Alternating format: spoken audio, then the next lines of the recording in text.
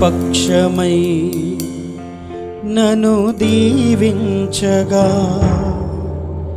నీవు నా తోడువై నన్ను నడిపించగా, జీవింతును నీ కోసమే.